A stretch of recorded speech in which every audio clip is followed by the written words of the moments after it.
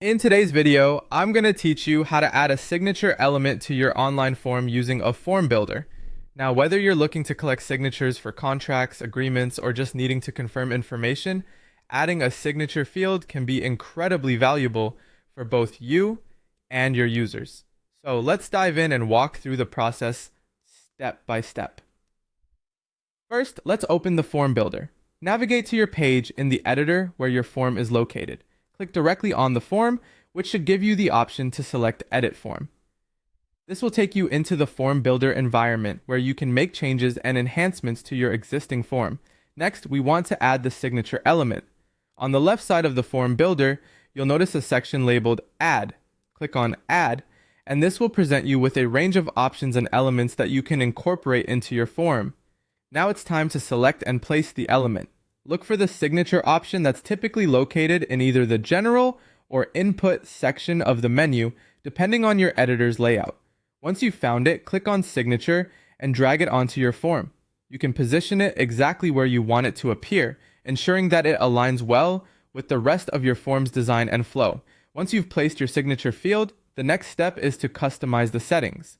Click on the signature field you just added, and you should see a Settings button or link.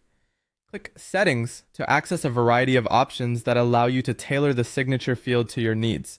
Let's adjust these options to enhance the field. Start with the field title, change it to clearly specify what the signature is for. This can help minimize any confusion about why a signature is being requested. Next, consider making this a required field. Marking it as mandatory ensures that users won't be able to submit the form until they've filled out the signature section, which can be crucial for legal or compliance purposes.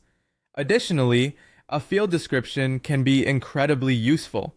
Here you can add extra information, instructions, or even legal disclaimers, which provide clarity and guidance to the form users. Lastly, think about enabling the option for image uploads.